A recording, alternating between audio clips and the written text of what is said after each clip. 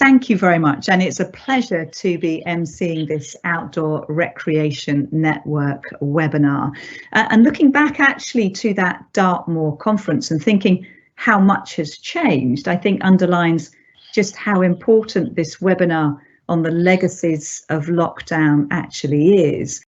As Elizabeth mentioned, I co-research and write the new urban maps for Ordnance Survey and produce OS's Get Outside podcast. So I'm here from the outdoors sector, if you like. And I'm also here as a travel writer who largely specialises in the UK and Ireland, which means I spend a lot of time looking at UK places from the perspective of the visitor.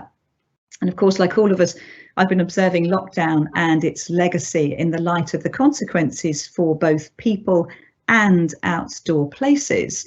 And it's where those two forces come together that the challenges and also the opportunities occur. And it's whether those two forces of people and places, whether they meet or collide, it's whether this happens gently or with a great deal of friction that forms the narrative, if you like, at the heart of this webinar. And like any powerful narrative, it involves things like tension, conflict, and jeopardy. It involves heroes and villains, facts and emotions, places, and importantly, change. So today's webinar explores the key elements that are driving those narratives, and that's in the form of robust, high-profile research from our speakers. And through them, we'll also hear stories of inequality, polarizations, barriers, anxiety, and a lack of quality, safe, local outdoor spaces.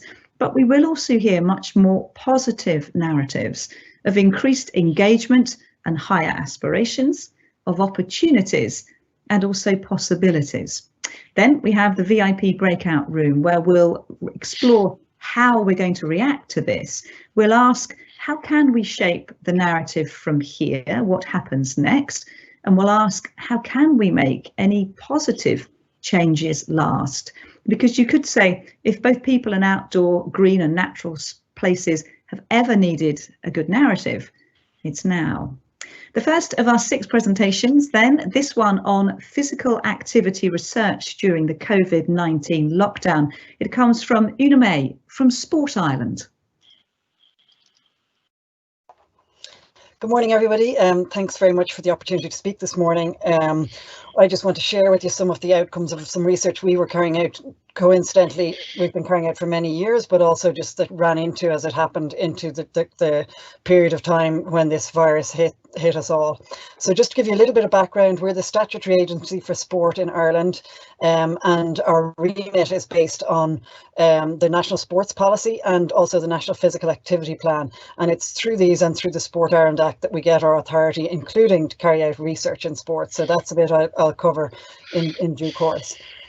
Just to mention also that we've just completed a new policy for sport and physical activity in the outdoors, which we haven't yet launched, but we hope will help us to really strengthen our engagement in this area as we go forward, and taking on board the learnings from this recent period of time, and also from the likes of today, where we hope to learn from others as well. So we carry out, as part of our research remit, we carry out an Irish Sports Monitor. It's something we've been doing since 2007. Every 2 years we carry out a big survey, nationwide survey of local people across the whole country, physical activity, social participation, volunteering in sport, and in particular we look at the social gradients in sports participation. We've issued already a mid-year report for 2019, and our full report is due to be launched in the next couple of weeks. So without going into the details here, because I want to focus on the more recent research, the news has been good. We've been progressively increasing the number of participants in sport. We've been reducing the gender gap, which is really good news, quite significant improvements over the years. Big numbers of people volunteering.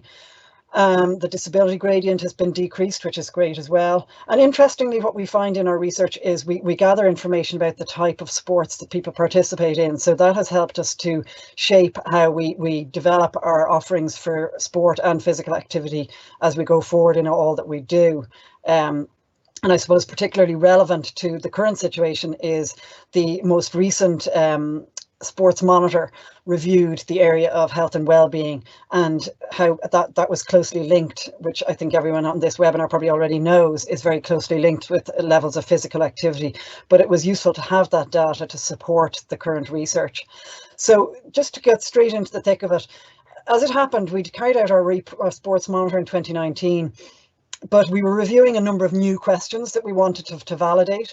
So we carried out an initial survey at the end of February, which was purely with the intention of validating the new questions. But just as we were completing that survey, the whole coronavirus situation emerged.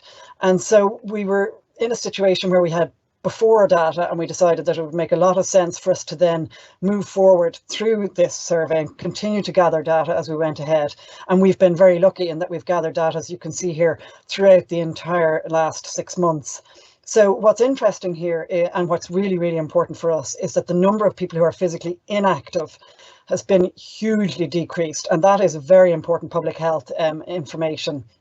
There are approximately 300,000 less people now reporting themselves as being inactive, which is fantastic.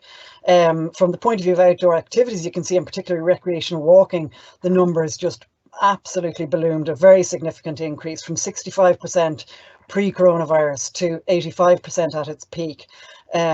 And then obviously with sport, you can see there was a significant drop between February and March, when all of a sudden things started to close down, leisure centres closed down, gyms, schools, and opportunities for people to carry out organised sport disappeared. And at this point in time, we're very aware that whilst the organised sport decreased significantly in the first part of this, it's slowly, I say organised sport, sorry, sport as defined as sport, slowly but surely increased. And what we believe, it's speculation, is that as we went through the phases of the lockdown, people discovered new opportunities and new ways of being active through online classes and activities, and started to purchase home fitness equipment, and slowly but surely those numbers regained their previous levels, which is really important, that people could see the importance to focus on regaining those levels. Some of the activities, particularly cycling and running, as well as the recreational walking, also showed very significant increases. And this is something that we'll continue to monitor and look closely at, how we can maximize those increases as we go forward. Clearly, these are activities that people can do at home or close to home and are in control of the situation, so it's helpful for them. I've included this slide. It's a difficult one to include because I'm not 100% sure yet. We're still trying to figure out how to interpret this information. We can see that prior to things closing down, there was a massive spike in hill walking, and we do believe that people could see this coming. There was a huge increase, and I think it was the same in the UK. We had chaotic scenes in our countryside, amenities with significant traffic problems. And then we went into the lockdown phase and there was less activity. Clearly, people continued to do hill walking during our stay-at-home phase, which again will be interesting for us to cross-tabulate this information with maybe some more information about people's locations, whether they were rural or urban, and how they had access to the hills. We still had 2K, so we're lucky in that our main population centre is Dublin, and that within a very close distance of Dublin are some very nice mountains, the Dublin Mountains, with great opportunities for people. What's really, really curious is the significant decrease once people had freedom to move again. And I think this helps us, in some ways we can interpret this in relation to the fact that people suddenly were starting to be able to return to some of their more normal kind of traditional activities that they would have done. So organised sports slowly returning, people returning to work slowly but surely, unfortunately for us, returning to things like shopping and their other kind of activities. So we believe that that might explain some of the significant drop, but it's something we still need to look more closely at, because we do believe there's something going on there. So just running out of time here now, just as we look at the big challenges we have, how do we recover the losses for I suppose team and facility based sports, and how do we maintain and replicate the gains we made in individual sports? So in particular with the team and facility based sports, we've been investing, the government has invested a significant recovery fund for organised sport, just to help with things like ensuring that people have the appropriate, I suppose, protocols in place for sanitizing, that sort of thing, helping develop protocols and procedures to give people the confidence to get back involved in sports and activities where they're going to be meeting and coming into close contact with other people. At the same time, we're really keen to ensure that we maintain the gains we made in the other individual sports. And I'm very pleased to say that one of the important things in this is that we've been able to identify that there has been a significant increase, I would say, in the cross collaboration and working across government. So we've had very big increases in funds, in recovery funds for local authorities, but specifically targeted at developing and improving infrastructure for cycling and walking. So improvements in footpaths, increasing cycle lanes, putting in place bike lockers and things like that. So that's been very, very promising from our point of view. The other kind of things we've been involved with that we feel are contributing towards our, I suppose, trying to maintain activity levels and what the future holds. We've been obviously producing guidelines and supporting training and that sort of thing. But the cross collaboration projects we were involved with in particular, two big outdoor ones, the Outdoors for Everyone, which was a communications campaign around responsible use of the outdoors, and that stemmed from the big problems we had with the chaos in the countryside. And then more recently, the huge impact of the increasing numbers in the countryside, which has resulted in significant littering problems. And we now have a cross-government anti-litter campaign in the countryside, and we're part of that. Not so much related to the outdoors, but linked is this Global Design Challenge. We were part of that. Is a project we connected in with a university in Ireland, UCC, and also with some other global partners, TAFISA, ISCA, some of the major global partners in physical activity. So it's an innovation project. We had 80 different organizations around the world involved in submitting projects, innovation projects on how to get people active and how to retain and maintain and promote physical activity going forward. So I suppose just a few things. We have the impact of the cross collaboration. We also did a nature campaign. We have an increasing fund. We have a fund earmarked going forward for next year of €1 million for innovation. We've been doing a lot of work around people's motivations for sport and physical activity. And whilst during the lockdown, people managed to motivate themselves without having organised sport, that's really important for us. So we need to delve more deeply into how we tap into that.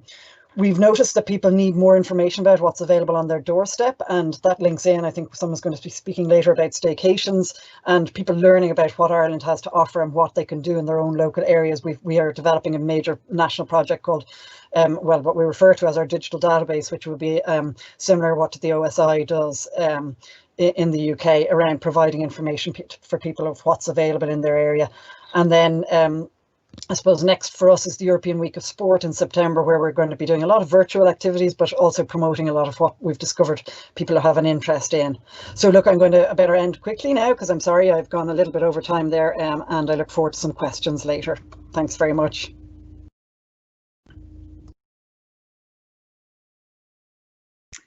Fantastic. Una, thank you very much. Una May from Sport Ireland, and really interesting to see, wasn't it? The big decrease really marks in inactive people. The big increase is 20% in things like recreational walking, specifically during lockdown. And as Una mentions, the notion of staycations and also the notion of feeling confident in the safety of doing an activity as being important, that features very much in our final presentation for the Scottish Tourism Index. And again, Una also mentioning the responses to the changing situation, including the outdoors is for everybody, with things like practical tips and advice, very important for people who perhaps are new customers to the outdoors.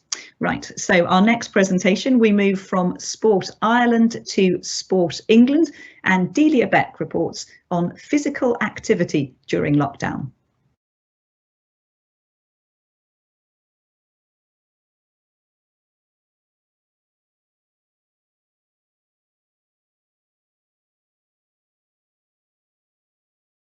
Issues with the sounds there.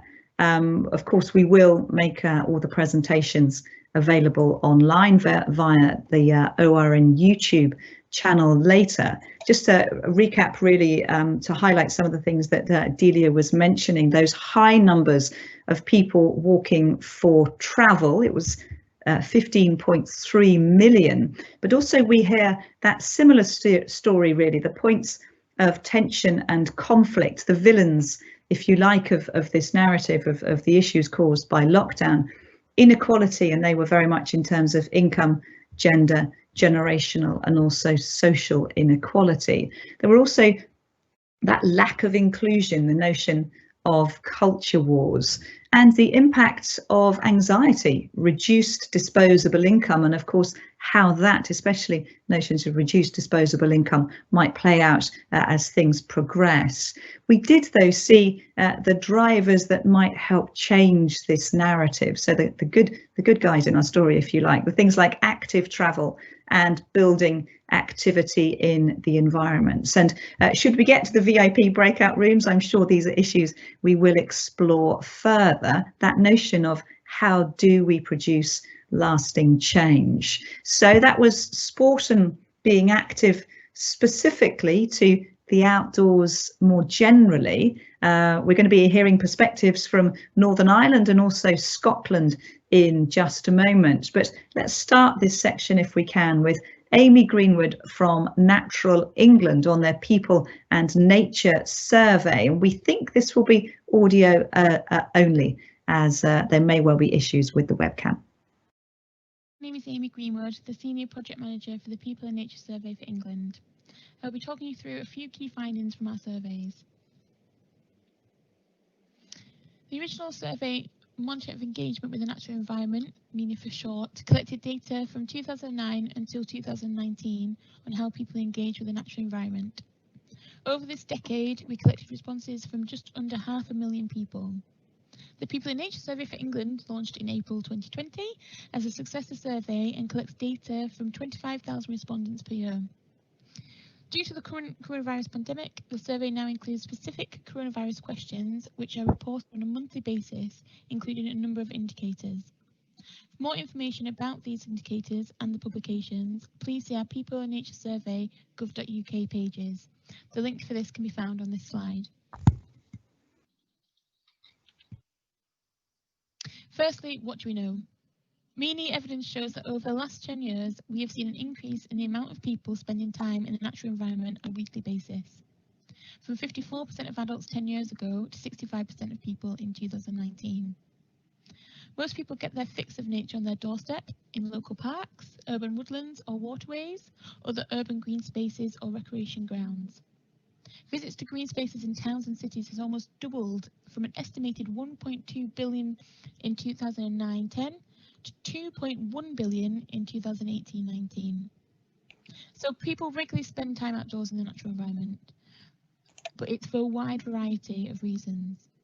Interestingly, over 10 years of MENA, nature and wildlife were often reported as being part of the beneficial experience, but not often the main reason for visiting. However, over lockdown, we have seen a change of behaviours in terms of wildlife watching. Historically, 4% of adults who took a visit were involved in wildlife watching, but our most recent research since April 2020, during the coronavirus pandemic, shows this activity has increased to around 23% in May and June.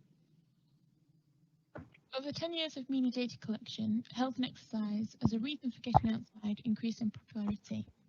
And by 2019, 56% of people cited this as a reason for getting outside, compared to 34% in 2009. There's clear evidence from the data collected via MENA over the 10 years on how people experience nature and the biggest motivations. But since then, and since the global pandemic hit, how has this changed? As part of the People in Nature Survey for England, as mentioned earlier, we have been publishing monthly releases based on a number of specific indicators and dedicated coronavirus questions. This data has enabled us to find out in real time how coronavirus has been impacting on people's enjoyment of nature and green and natural spaces in England. To date, we have published 3 monthly releases which cover a period of April, May and June. In addition to this, we are due to publish the first quarter dataset at the end of September. Early indications from our data shows that nature and being in green and natural spaces has been even more important to people during this pandemic. As I mentioned earlier in this presentation, there has been an increase in wildlife watching, but we're also seeing increases in other engagement, such as noticing nature every day. A third of adults are visiting local green and natural spaces more than ever before. On the flip side, we also know there is a proportion of adults not getting outside due to worries such as contracting or spreading coronavirus. So we're seeing a polarised effect of this pandemic. This is not the only barrier to enjoying nature during this time. We also know not having access to the facilities they need, such as toilets, baby changing and benches, are barriers for people accessing nature. People report these as general barriers, but 24% of people report these as barriers specifically related to the implementation of the coronavirus restrictions and ultimately stop them from spending any time outdoors. This means that gardens have become even more important during the pandemic, with 86% of people who have gardens saying that they are very important to them. We've worked closely with the Office of National Statistics on complementary research, which has shown that there is an inequality in access to gardens. 1 in 8 British households do not have a garden, and black people in England are nearly 4 times as likely as white people to have no outdoor space at home. This builds on the many findings relating to inequality and access to gardens and green spaces in general. So in summary, nature and green and natural places are more important than ever. More people are actively engaging with nature now compared to before the pandemic.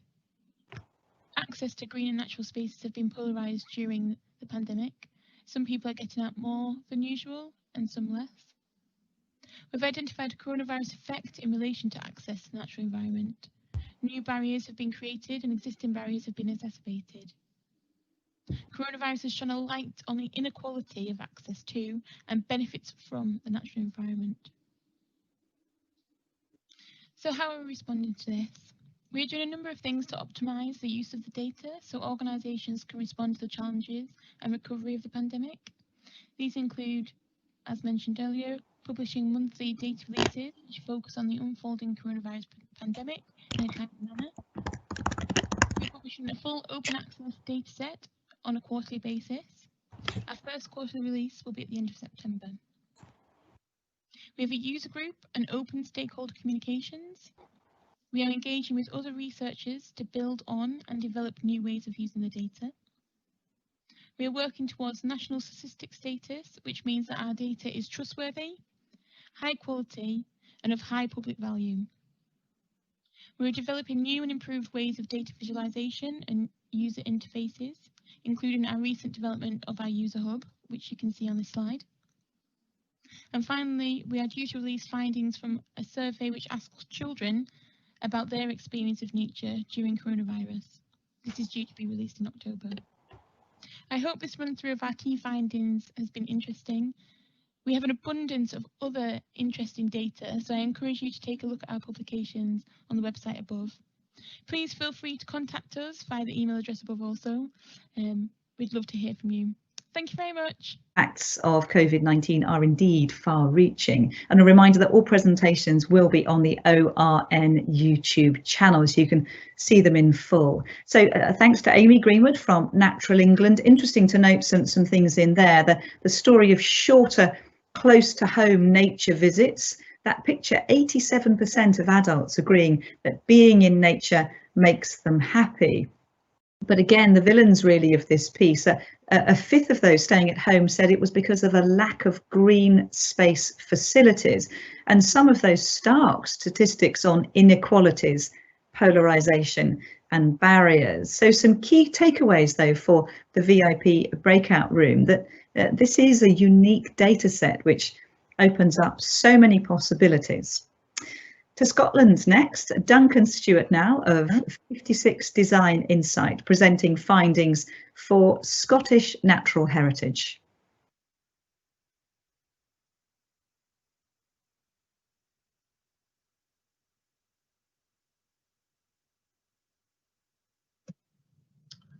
Hi, my name's Duncan Stewart. I'm from 56 Degree Insight, and over the next 10 minutes I'm going to be presenting the results from some research we undertook for Scottish Natural Heritage recently regarding the impacts of coronavirus on how the population is visiting the outdoors and engaging with nature in other ways in Scotland.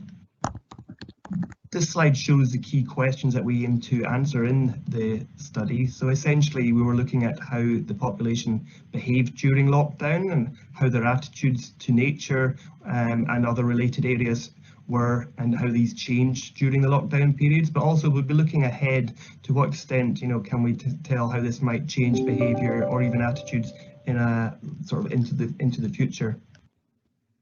The survey approach we took was an online one. We partnered with Dynata, the large panel provider. We undertook just over 1,000 interviews using quotas to ensure demographic representation of the population. So it's nationally representative of Scottish adults. The survey fieldwork took place from the 29th of May until the 5th of June, so just after the first easing of the initial lockdown period, which happened in Scotland on the 28th of May. So the first section of results we'll look at relate to how people were participating in outdoor recreation during that initial lockdown period. So in terms of frequency of visits to the outdoors, we can see the chart here illustrates, it was quite a polarised picture really, in that we had about a third of people, 34% visiting the outdoors every single day, 71% actually visiting at least once a week. But we also had a significant proportion of people, 19%, about 1 in 5, who didn't visit the outdoors at all during that period. And if we compare those figures with the norms that we have from the Scotland People in Nature survey, from a year before, May 2019, and also from the first part of March, prior to lockdown from March 2020, we can see how that polarisation really has happened during lockdown. We have a higher percentage of people taking visits frequently, every day or weekly, but we also have a higher percentage of people never taking visits. To explore this further, we asked respondents to our survey whether during the lockdown period they changed their levels of participation in outdoor visits. So again, we can see a very varied picture. So on the right hand of the chart, we can see that 36% of the population increased how often they had visited the outdoors during the lockdown period, 15% by a lot. And the people most likely to provide these positive responses, to have increased their frequency, were people in good health, young people and women. However, in contrast, 43% of the population decreased their time outside during this period. And this was much more likely to be the case amongst people with poor or very poor health and people aged 70 plus. And 29% actually decreased their activity a lot during this period. To find out why people had decreased or increased their amount of time they spent outdoors, we asked people an open-ended question and then coded up the responses into these categories. So first of all, looking at the reasons for increasing outdoor visits. Now, the most frequent reason given was actually simply having more free time. A lot of people were furloughed or not at university or not at work for other reasons during this period, and we got a lot of responses that it was to sort of kill time, it was something to do, it was to get out and about, to escape the house. Also, there was particularly good weather at that time, we may remember, so that was also a feature for a lot of people, and especially in the early parts of that lockdown period. Related responses to people saying it was something to do because they were bored to fill time, their time was flexible. Others, 6%, smaller percentage, specifically saying they wanted to stay fit and healthy. Now, the flip side, the people who had reduced their frequency of visits or stopped altogether, as we might expect, the big reason for this, and especially given the profile of people most likely to say that was the case, was that they were adhering to the lockdown rules, possibly shielding, or certainly they were very nervous about going outdoors, and that was the case for the vast majority of these people. Now, to dig a bit further, we asked people about the changes in their frequency of visiting in terms of the activities they did and the places they visited. So firstly, looking at the activities people did during this period. Now, we've got on the chart here the percentages who increased participation in activity, those who had said there was no change, and those said there was a decrease, and then we worked out a net change by taking away the decreased from the increased. So what we can see here is that the most increased in terms of the net change were for wildlife watching, bird watching, walking short walks less than 2 miles, running and jogging, and slightly longer walks 2 to 8 miles. However, the flip side, we see large net decreases in hill walking, longer walks, and cycling off-road and off-paths.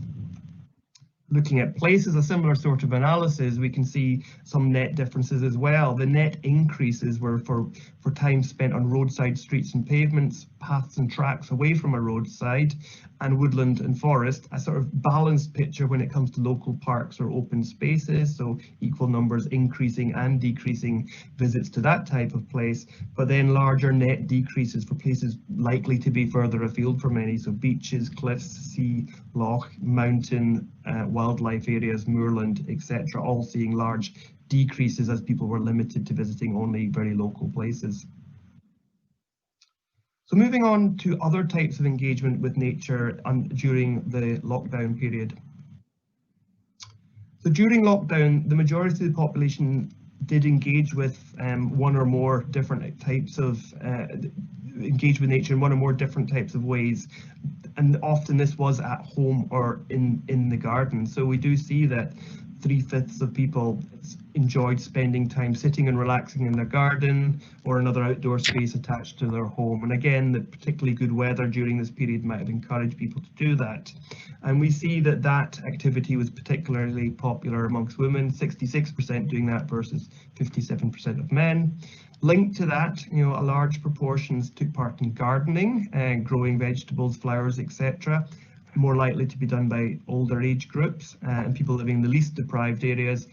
Enjoying nature and wildlife in the garden, 36%, and enjoying nature and wildlife within a local area, so noticing changing seasons, etc., also 36%, more likely to be done by the more affluent socioeconomic groups. And also, though, we had a proportion of people who might have not had access to a garden or other outdoor space who said that they were enjoying nature or wildlife from indoors, for example, looking through a window. And this was something, there was a higher proportion of doing this for more remote rural residents. And we asked again about whether or not the level of activity done during lockdown was any different from the same time last year. And we can see there's a really clear picture here of net increases.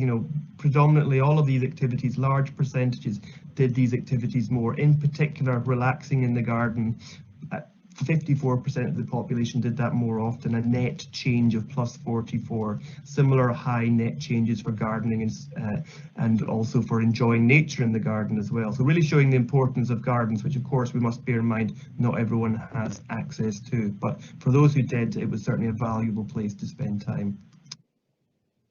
In relation to the benefits of the time outdoors, and engaging with nature, either out and about or in the garden, we showed people a series of attitude statements and then asked them to what extent they agreed with them using a 5-point scale. So here we're showing the top 2 boxes, they agree slightlys and they agree stronglys. And what we can see here is that the vast majority of people got a lot of positive benefits out of the time they spent outdoors and in nature during this initial lockdown period. So the highest percentages either agreeing slightly or agreeing strongly that it helped them to de-stress, relax and unwind.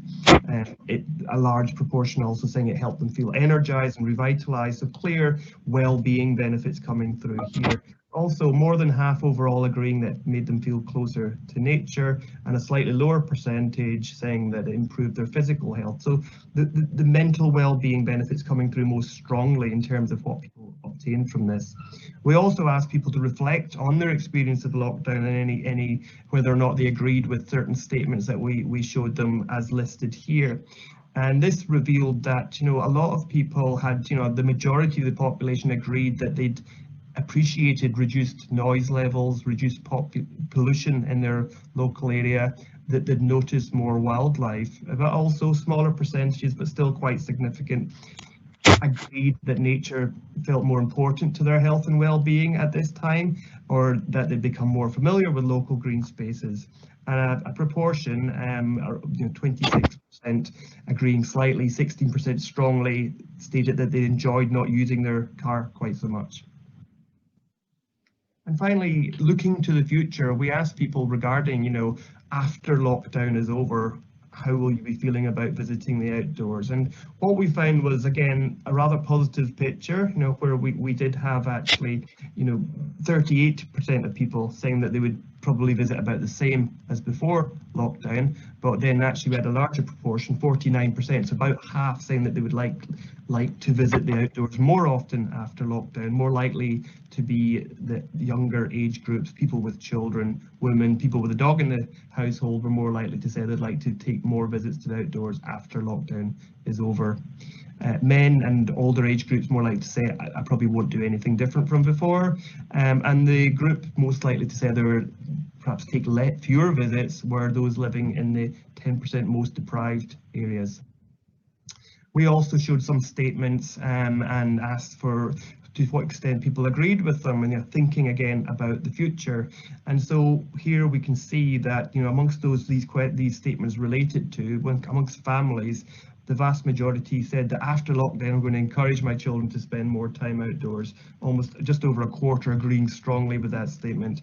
Also, though, positively, it feels large proportions saying that they'd like to continue to travel less for non-essential journeys. They'd like to make more use of their local green spaces. They'd like to cycle more. So some positive sentiments, certainly, and feelings at this sort of peak of lockdown, you know, at the end of May. Okay, so that's been a whistle stop through some of the headline results from the survey. Lots more detail in the full report, you know, which is available on the SNH website if you'd like to see it. Also, in terms of next steps, I'm pleased to say that next month, you know, we'll be running the survey again, updating the results, seeing how the population's behaviours have changed in these more recent sort of easing of lockdown phases, and also what their attitudes are now, thinking to the future and so on. So I hope that's been useful. And thank you very much.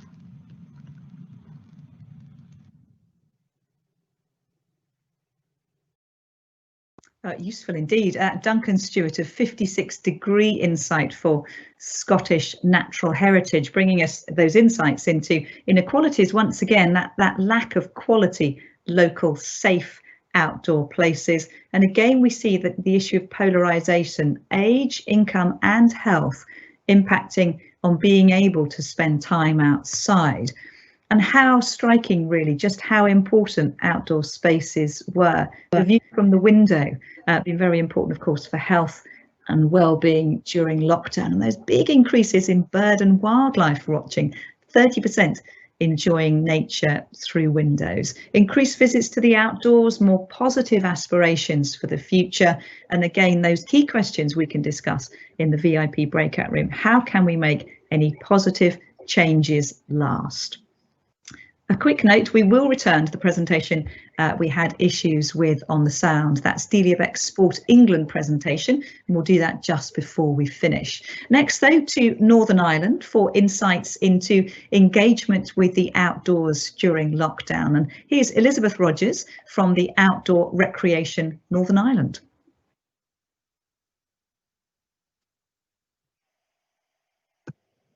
Hi, I'm Elizabeth Rogers from Outdoor Recreation Northern Ireland and a member of the ORN Secretariat team.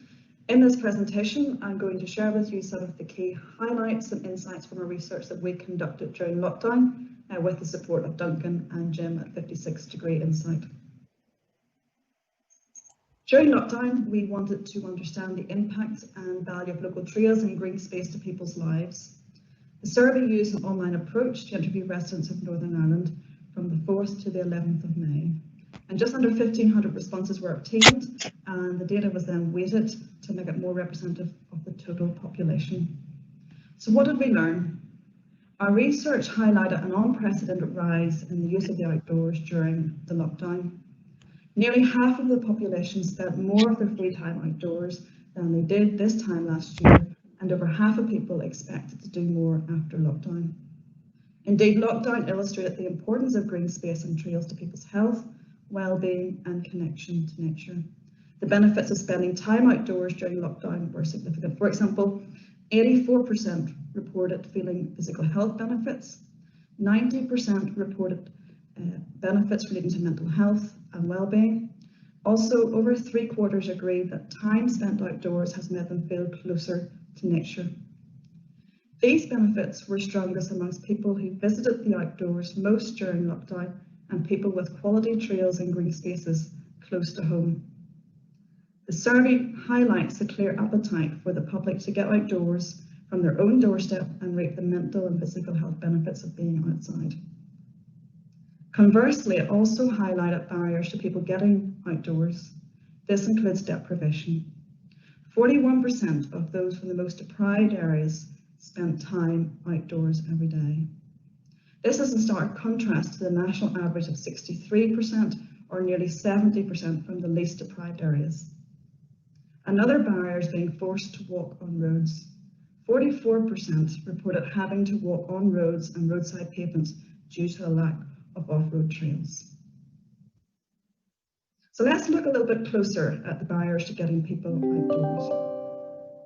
In terms of accessibility of local off-road trails and green spaces, half of the population do not have off-road trails within easy walking distance of their home, particularly those living in rural areas and those from the most deprived areas. Indeed, it is an urban myth that those living in the countryside in Northern Ireland have greater access to trails and green space. Overall, 46% do not believe that there are off-road trails within easy walking distance from their house. These people visited the outdoors less frequently than those who believe there are off-road trails within easy walking distance from their house.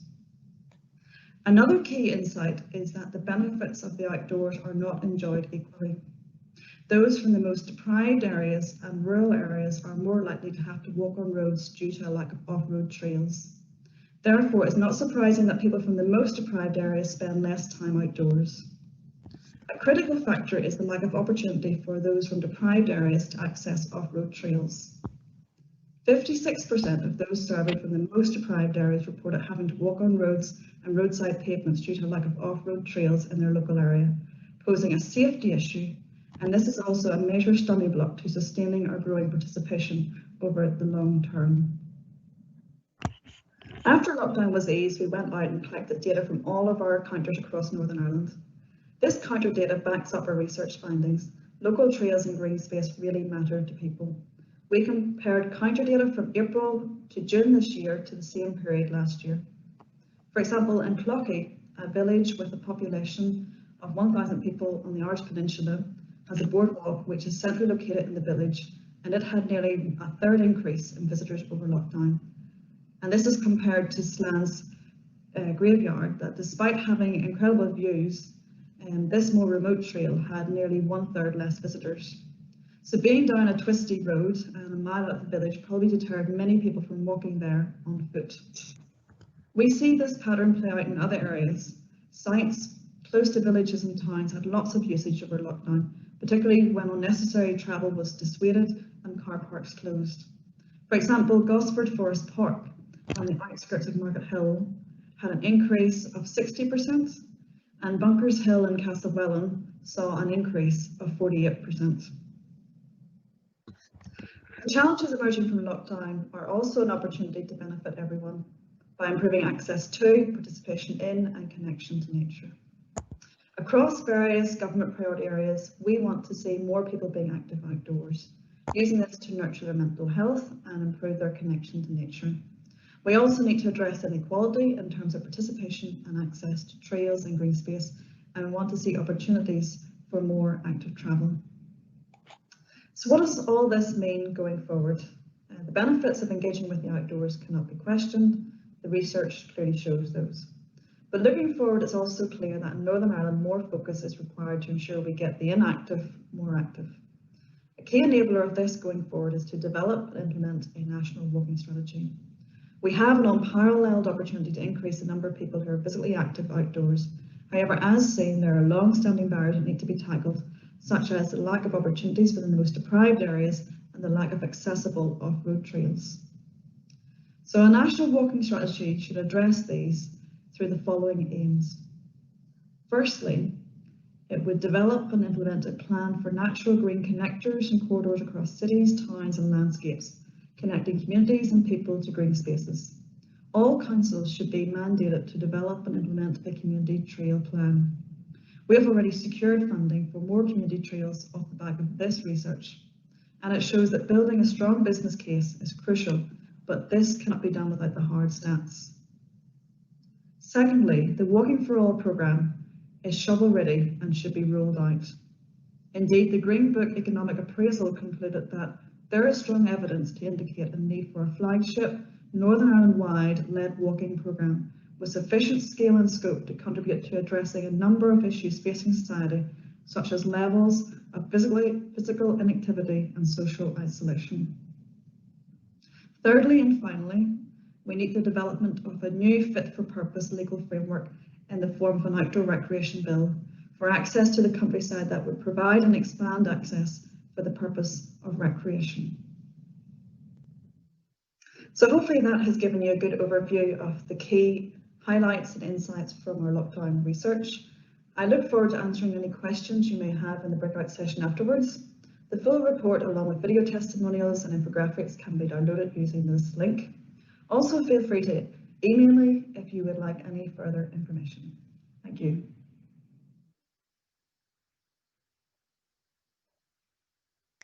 And thank you to Elizabeth Rogers from Outdoor Recreation Northern Ireland, with that picture of people in Northern Ireland facing, again, we have that sense of barriers to activity, and there that lack of safe off-road walking and cycling options, half the population forced to walk on roads. And that telling statistic, if you don't think there's an off-road trail near you, you're likely to visit the outdoors less. Again, a sense of circumstances people are being. So deprivation, 41% of those from deprived areas spending free time outdoors, and that huge disparity with a national average, which is 63%. Another subject for discussion in the breakout room, the call for a walking strategy with aims of a community trail plan, Walking for All initiative, legislation for an outdoor recreation bill as well. Right, next we're going to move the story forward, if you like, looking at post-lockdown travel trends. And Jim Eccleston of 56 Degree Insight presents findings for the Scottish Tourism Index.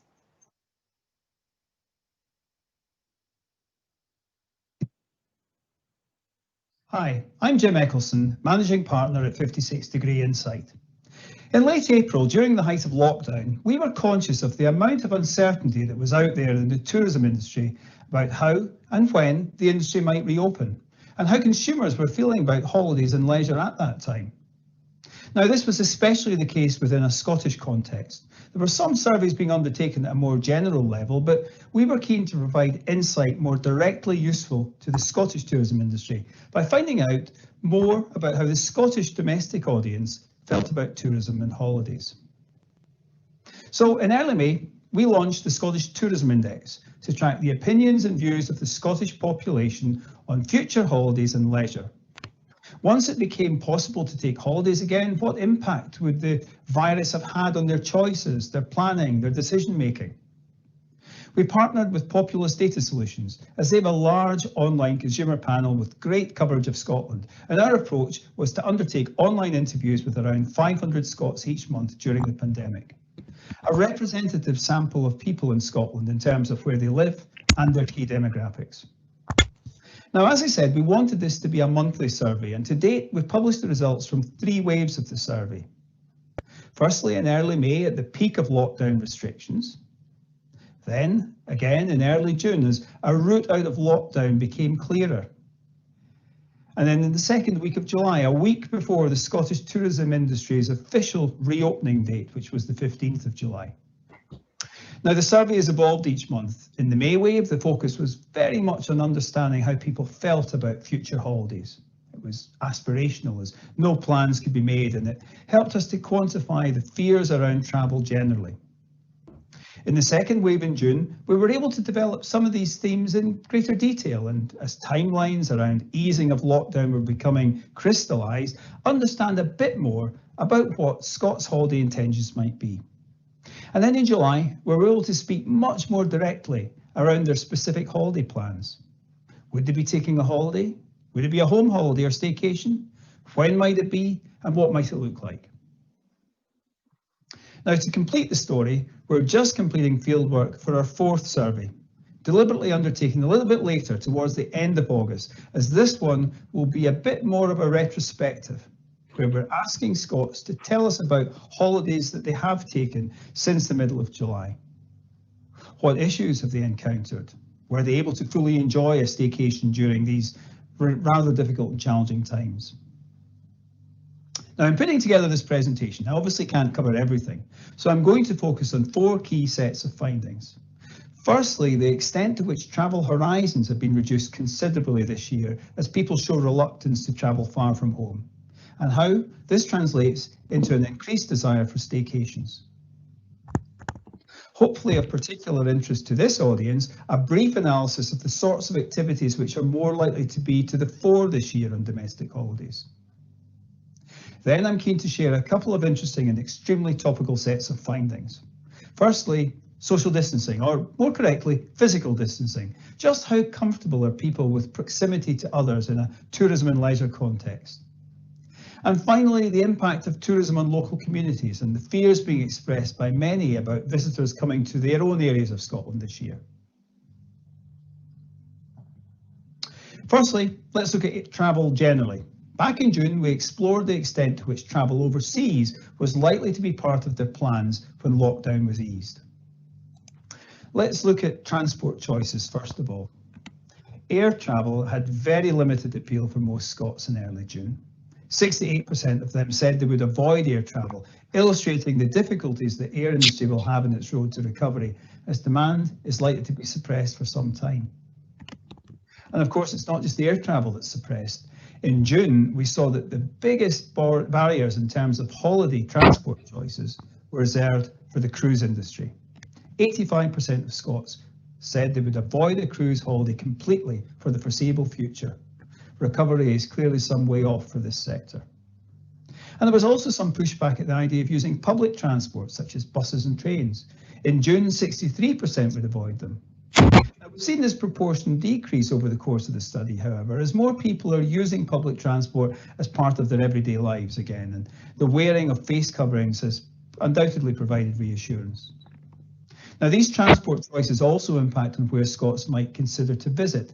In June, 63% of them wouldn't consider going to Europe and 75% would avoid long-haul travel.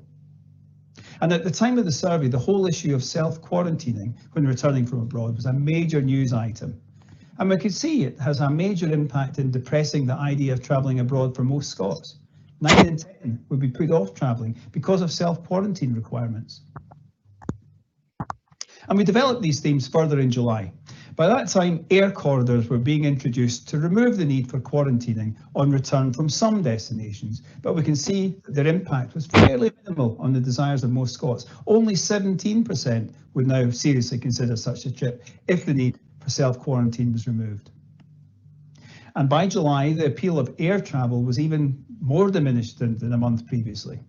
This time we focused exclusively on air travel for holidays, and as many as 78% were now unlikely to travel by air for a holiday or break during 2020.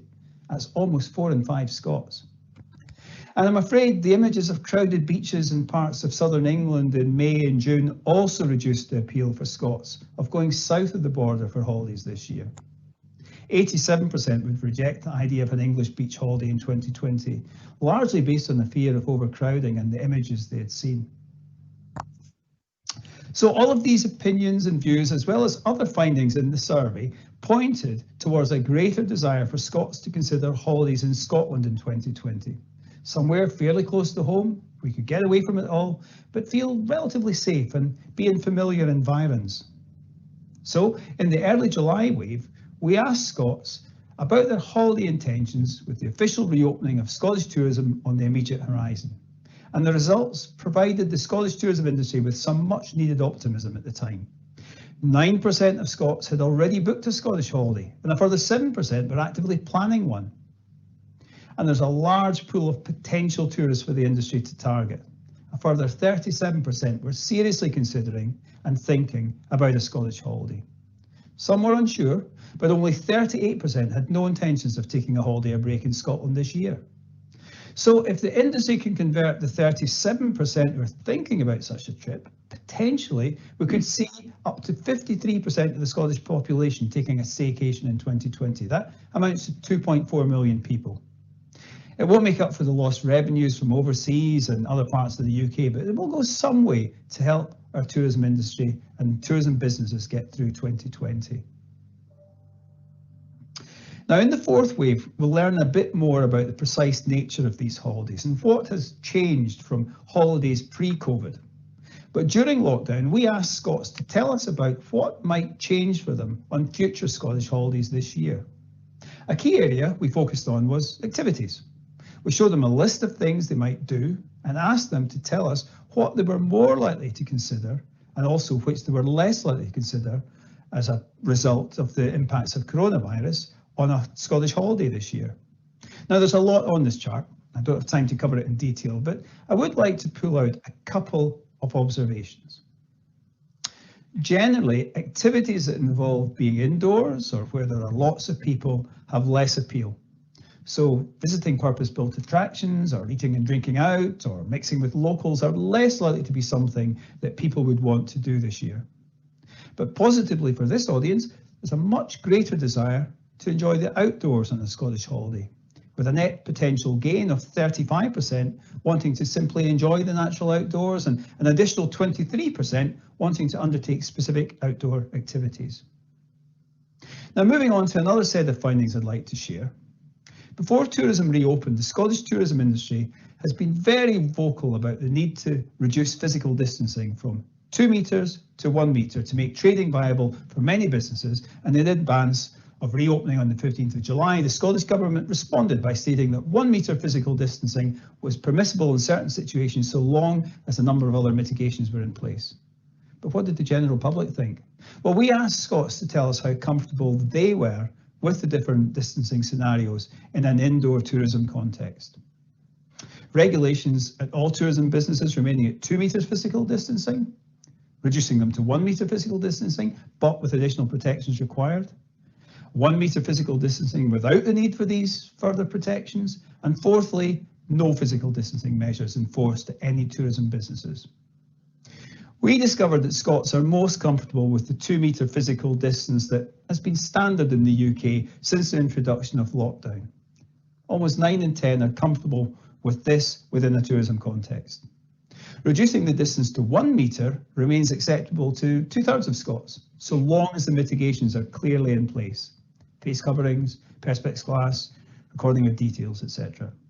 Removing these mitigations reduces the proportions comfortable significantly to only 1/3, around about 33%, and only 15% would be comfortable with the removal of physical distancing measures completely. So what does this tell us? Well, that wherever possible, retaining 2 metre rules will put off the fewest number of people. The 1 metre plus option is, however, acceptable to most, though we should recognise that anything up to a quarter of potential tourists or visitors to the facility will not put themselves in that situation. And if the mitigations aren't clear or signposted, tourism businesses will find that 2/3 of potential visitors simply won't come in. Finally, I'd like to quickly look at the other side of the tourism coin. Everything up to now has been from the perspective of the tourist. But in early July, how did people living in local communities feel about the prospect of the reopening of tourism and the potential influx of visitors to their communities? As might be expected, a number of concerns exist. Across Scotland as a whole, 37% are comfortable and ready to welcome back visitors. However, a further 30% have more concerns and would only be comfortable with visitors from Scotland, and 16% would wish to restrict access to even more local visitors, while 18% would prefer no visitors to their areas at the moment. And when we break the results down geographically, the concerns are much greater in rural areas north and west of the Central Belt. Almost 4 in 10 would either prefer no visitors or only a small number of more local visitors. And they are even more of an issue in our island communities, where only 10% are comfortable with tourists returning and 45% would prefer either no visitors this year or very small numbers of local visitors. So lots to consider, and we're tracking how this has panned out in these communities over the last couple of months since tourism has reopened. And we'll publish these results in our fourth report in the next couple of weeks. Which brings me on nicely to a final slide, which tells you where you can download the full reports from the 3 surveys I've been talking about. It's only been possible, obviously, to give you a flavour in the time available, but hopefully it's whetted a few appetites to find out a bit more from our website at 56degreeinsight.com. Thank you very much.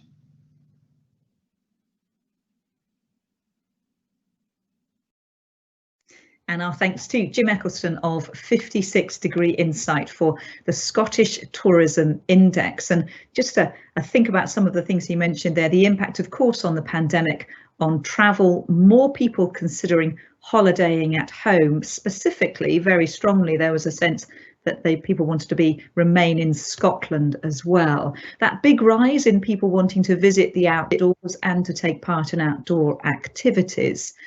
And that very interesting tension, the research into how concerned some local communities feel about visitors coming to them. And then what is a really interesting question, isn't it? What helps people feel safe? The level of distancing and additional protections and the effect it will have on what people simply will or will not do. I'm pleased to say we can return now to the Sport England presentation. Our apologies for the technical issues earlier. So Delia Beck now from Sport England reports on physical activity during lockdown.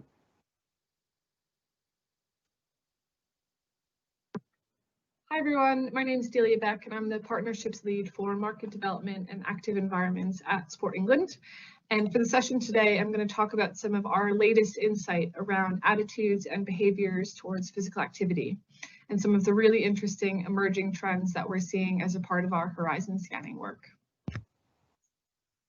But just to set the scene a little here, it's important to think about what the sport and physical activity landscape looked like pre-COVID. And our Active Lives survey data shows that around 28 million adults, or 6 in 10 people, achieved the recommended 150 minutes of activity a week. And ahead of hitting the pandemic in March of this year, we were really starting to see a growing proportion of active adults across England when compared to the previous year.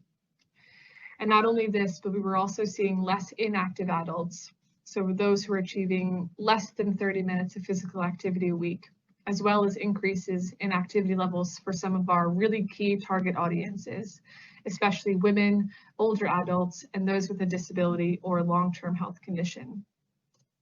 So activity levels were really looking up, and we were starting to see a really clear picture for what the major activities were, which were driving this participation and playing a fundamental role in keeping the nation active. With some really big numbers for walking, running, and cycling, which you can see on the slide, along with fitness activities, swimming, and football. And then COVID-19 hit. And this is where we started to see almost the intersection between indoor and outdoor activities, as traditional indoor activities like those which might take place in a gym or in a sports center had potentially moved to the outdoors. And equally, those who might have been engaging in activities in an outdoor setting might have potentially moved their activity inside the home. So to help us understand the impact of the pandemic on people's participation in sport and physical activity, both from a behavioral but also from an attitudinal perspective, Sport England set up a tracking study with Savanta ComRes. And the ComRes survey was initially run at weekly intervals for 8 weeks, so from the beginning of April or just after the introduction of the full lockdown by the UK government up until the end of May. And we've also run 3 additional waves of the survey in the months that have followed so that we can start to understand the impact of the reopening of the sport and physical activity sector more generally. And you can see in the graph here that during the lockdown, the initial easing of the stay-at-home restrictions, activity levels held up relatively well throughout this period, with around a third of adults doing 30 minutes or more of physical activity on 5 or more days a week. But once things started to open up, like pubs and restaurants and gyms and leisure centers, we've really started to see that physical activity levels are falling, and they're hitting the lowest levels since lockdown began. So we're now at 27% from 33% back in April.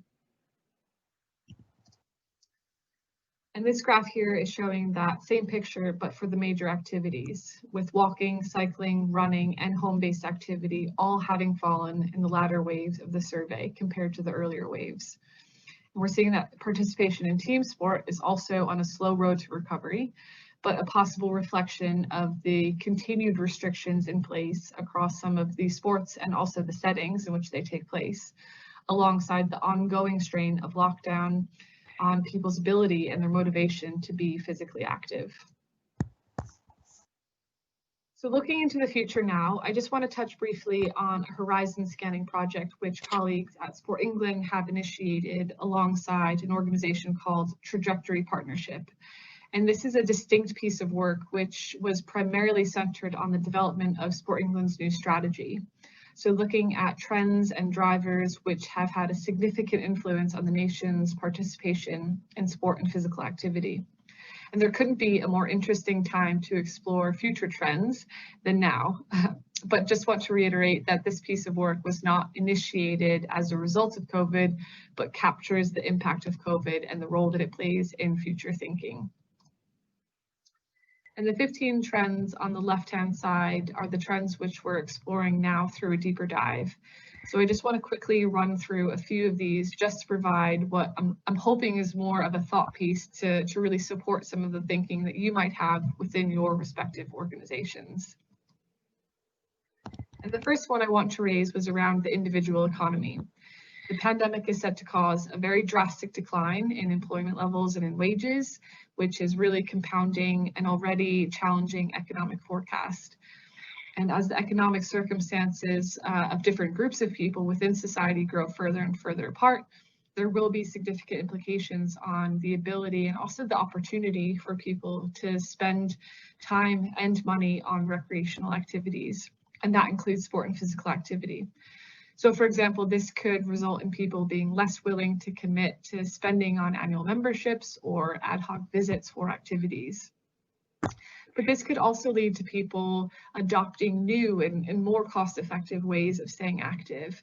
And in conjunction with the government's emphasis on outdoor exercise and active travel, this could really spark a longer-term uptick in outdoor activities and in ways that could potentially displace or replace different forms of indoor or traditional activity. And the second trend is around social equity. And it's quite a big one, but certainly one to highlight, as within this year alone, we've seen an intensification of the calls for social justice, and COVID has given a greater prominence to these types of issues. And the events which have unfolded in relation to the Black Lives Matter movement, compounded by the disproportionate impact that COVID's had on Black, Asian, and minority ethnic communities as a whole, has really exposed and exacerbated social inequalities in many instances. And I'm sure many of you have read about the impact of differential access to private gardens during the lockdown period. And we've seen from our Comrades survey that the impact of those living in urban areas without access to a private garden are often the same audiences, which we're finding it much more difficult to be active during the lockdown period. So COVID's highlighted and certainly made much more pronounced the significant inequalities in access to green spaces for certain demographic groups, but also inequalities in health and services more broadly. So a potential implication for the future might likely result in better and increasingly targeted provision to those who need it most. And the final trend that I wanted to touch on was active travel. Cycling and walkability have for a very long time been important strategies for placemaking and public health, and COVID represents a really significant opportunity to increase levels of walking and cycling. And this has been reflected in the announcements of significant investment in active travel by government. So looking ahead, there are some really big emerging trends around the economic circumstances, particularly for different groups of people and the implications this has on their ability to spend time and money on activities. And this will likely be seen for those audiences who might already have experienced social and economic inequalities. But there's also an opportunity for organizations to reflect on how they meet the needs of a much more diverse and less traditional consumer. And it's also an opportunity to capitalize on the growth of some of these activities that we've seen during this period, like walking and cycling. And there will, of course, be many opportunities, threats and trends which have emerged over the last few months. And this is really just a whistle-stop tour. So I'm going to end there, but I'm very happy to pick up any questions in the following discussion session. So thank you very much for listening.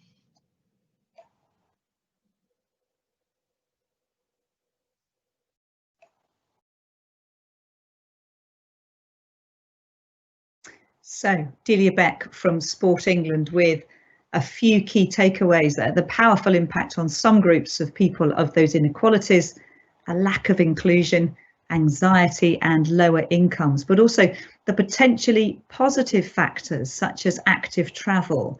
And of course, in the VIP breakout rooms, we'll explore these further.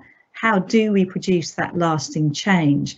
And some more information on how to get into the breakout rooms and start those really important discussions in just a few moments. But first of all, that brings us to the end of our speakers. And thank you so much to everybody for those really important insights on what the public are telling us.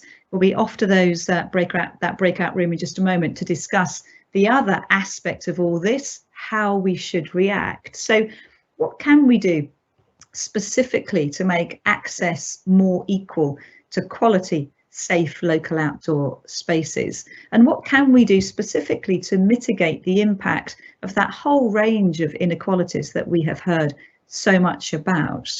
And another aspect, initially in the pandemic, we talked about pre and post COVID. We're now, I think, talking about living with COVID. So the findings we've been studying are not, it would seem, a flash in the pan, and instead they could be more indicative of what behaviour is going to be like for a period of time. We've seen the outdoor sector is seeing positive things, such as increased engagement with nature, people feeling the health and well-being benefits, and people having higher aspirations. So how does the outdoors sector respond to these needs and changes in the short and medium term? And how will that feed into what we do in the much longer term? And do we have, as Elizabeth said, an unparalleled opportunity to reduce these barriers and polarizations, to foster low-cost activity alternatives, and to encourage active travel? Because you could say, as well as an opportunity, we currently have a huge motivation to help people be active outdoors, because being healthy and active at the moment could literally save someone's life. So given the benefits to health, mental health and well-being, is it time to mainstream outdoor recreation, being active outdoors within the natural environment sector? And isn't this an opportunity to mainstream the whole outdoor sector within society's agenda more broadly? So it's now time to discuss how we help shape the narrative from here, and that is in the VIP breakout room. It's being chaired by Pippa Langford from Natural England. She's taken a leading role in coordinating the reopening of the outdoors. And members, you'll be joining the VIP breakout room for Q&A with the presenters and also information sharing between members. You do that via the link sent by email, and that link is now also in the Q&A panel. Now, we are running a little late. The meeting with presenters is about to get underway, and it will run up to 1 p.m. And for information, an edited recording of this webinar will be available from tomorrow. It'll be sent to you via the ORN e-zine, and also from tomorrow, you'll find this on the ORN YouTube channel. So thank you so much for joining us. We very much look forward to welcoming you for our next webinar in September. It's on maximising opportunities for outdoor learning. So look out for more information coming soon.